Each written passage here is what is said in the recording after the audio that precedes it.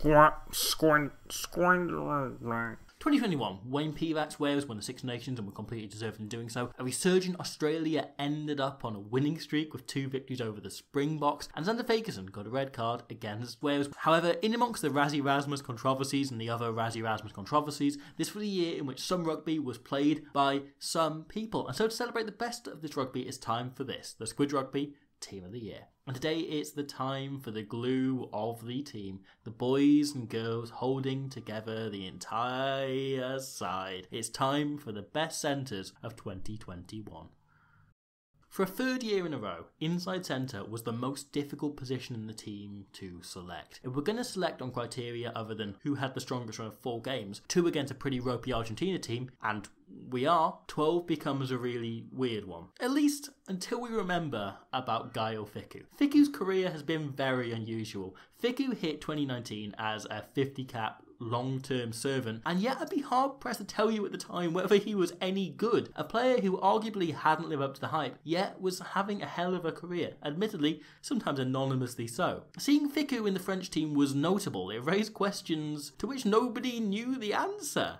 Then 2020 happened, and Shaun Edwards got hold of him. Appointed defensive captain by Edwards and given general responsibilities by Gaultier, Fickou began to flourish. No longer the floaty moment machine he was before, 2021 Fickou is an absolute rock, as sound and solid as they come. Suddenly, you almost never notice Gael Fickou, his classness assumed and questions answered before we even reach the end-rise inflection. Fickou has become a perfect, really excellent foil for Untermack and Dupont. He's a player that allows Penaud, Thomas, Villiers, and whichever second division fullback from Masha Boot they've got in this week to really shine. He's a player that manages France's defence, which was crucial to every game they won this year, and yet also really stands up and stands out in attack. And once you put it like that, once you frame Gael Fickou properly, suddenly the position becomes a lot easier to fill out.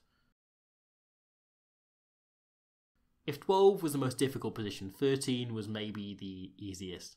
I, Lacagna, think. Therefore, I select Lacagna.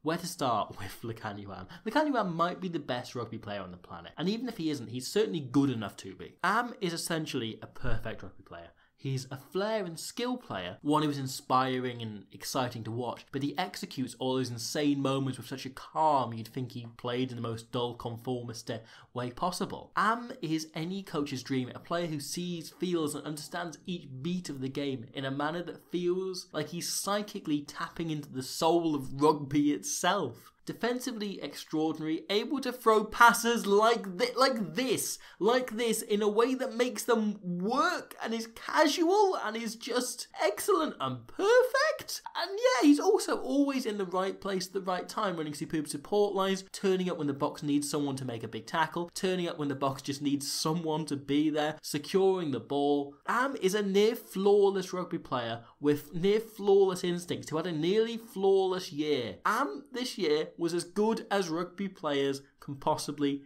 ever get. And the rest, as mentioned, Samu Kerevi was massively impressive for 4 games, but I very almost put in the side Japan's Ryota Nakamura, who of course was in this team in 2019. Japan underachieved in 2021, but everything good they did all year came through their impossibly balanced inside centre. For me, he's the kind of player who just sees rugby in slow motion and understands the game implicitly. I would say Nakamura is the most underrated player on the planet, and he would have been a very worthy addition to 2021's 15. As for 13, only one player ever looked fit to even, maybe look Lacagna in the eye, and that was Scotland's Chris Harris. 2 years ago, Harris was kind of a joke, a one-dimensional 13 plucked from university third 15 rugby. Now, Harris is the second best 13 on the planet, with some daylight then between him and number 3. And also, maybe the best defensive player on the planet. Harris is one of those players who I'm always kind of slack-jawed when I watch him play for a second time, when I watch the game back and pay particular attention to him. He regularly turns nailed-on tries into snuffed-out chances in a manner I've never seen other players achieve, and I'm almost disappointed I couldn't find a way to sneak him into the 15.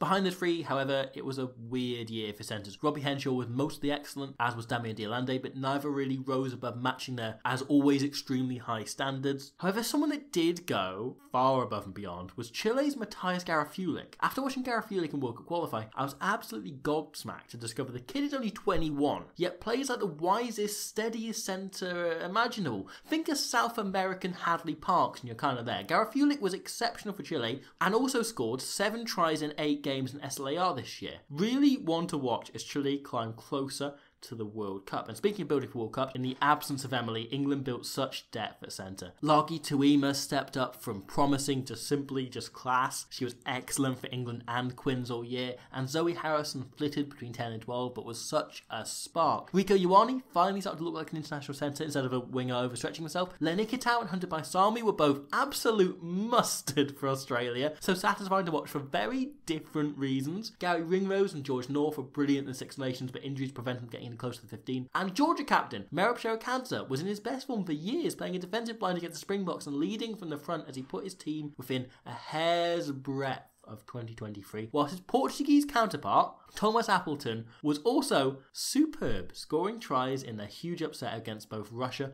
and Canada this year in what was a brilliant year for Portugal.